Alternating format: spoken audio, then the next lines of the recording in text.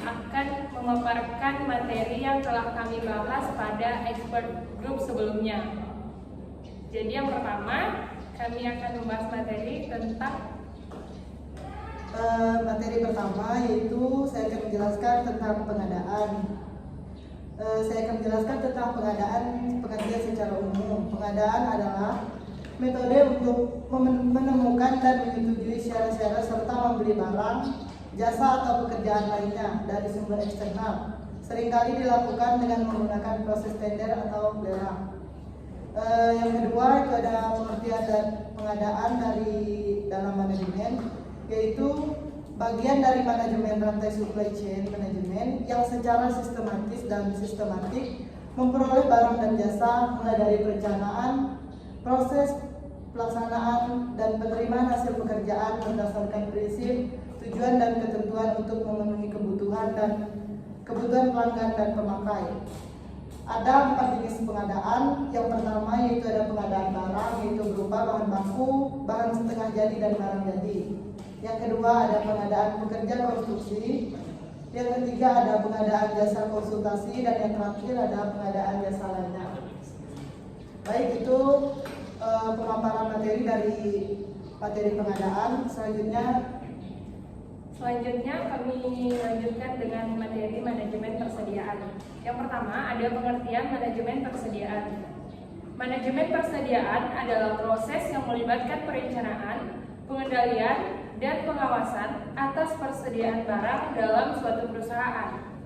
Tujuan aktivitas ini memastikan persediaan tepat waktu dengan biaya yang efisien untuk memenuhi permintaan pelanggan.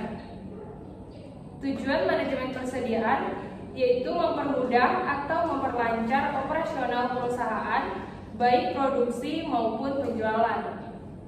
Adapun fungsi manajemen persediaan yaitu yang pertama, mengoptimalkan pemenuhan persediaan, yang kedua mengurangi biaya operasional, yang ketiga memberikan layanan pelanggan yang lebih baik, dan yang keempat mencegah kerugian dari pembusukan, pengembalian, dan pencurian.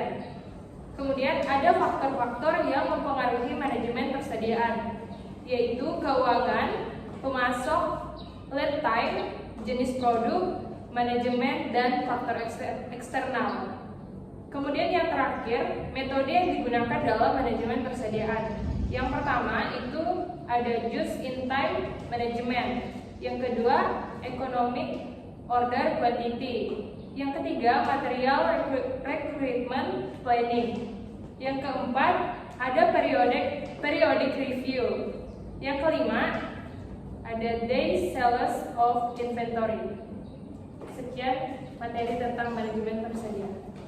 Yang seterusnya yang ketiga itu materinya distributor dengan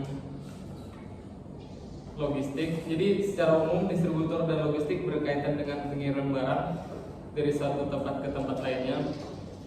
Namun distribusi lebih berfokus pada mengirim produk dari pabrik ke konsumen. Sedangkan logistik mencakup seluruh proses pengolahan, aliran barang dari tempat asal ke tempat tujuan. Nah, jadi kesimpulannya dari logistik dan distribusi yaitu bekerja sama untuk memastikan aliran barang yang efisien dan tepat waktu dari produsen ke konsumen. Logistik melibatkan perencanaan dan pengendalian seluruh aliran barang, informasi, dan sumber daya. Sementara distribusi lebih mengarah pada aspek fisik, pengiriman, dan pengaturan pengiriman barang. Keduanya krusial dalam menjaga rantai pasokan yang efisien dan memuaskan pelanggan. Sekian dari penjelasan logistik dan distribusi. Baik, selanjutnya yang keempat, penjualan dan pelayanan pelanggan. Secara garis besar, penjualan adalah serangkaian kegiatan yang dirancang dan direncanakan untuk meningkatkan tingkat kepuasan pelanggan berupa adanya perasaan bahwa suatu produk atau jasa yang ditawarkan atau yang dibeli telah memenuhi harapan pelanggan. Pelayanan pelanggan adalah suatu tugas yang menyediakan informasi atau layanan terkait barang dan jasa yang diperdagangkan sesuai dengan kebutuhan konsumen. Secara garis besar, penjualan dan pelayanan pelanggan adalah dua aspek penting dalam menjalankan bisnis untuk memastikan kepuasan dan membangun hubungan jangka panjang. Sekian.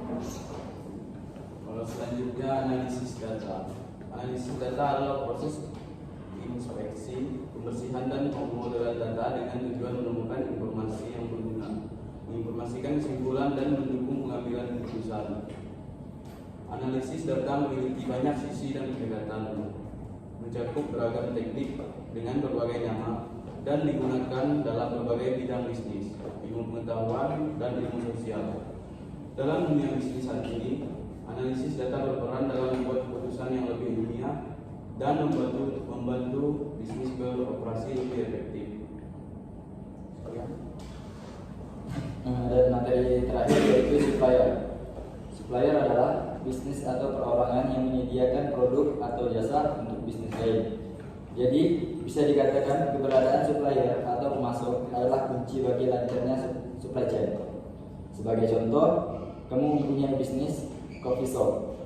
Kamu tentu membutuhkan roastery tertentu untuk mensuplai biji kopi. Mungkin kamu juga membutuhkan pasokan gula, es batu, dan lain-lain. Mungkin itu saja penjelasan dari materi supplier. Sekian, terima kasih.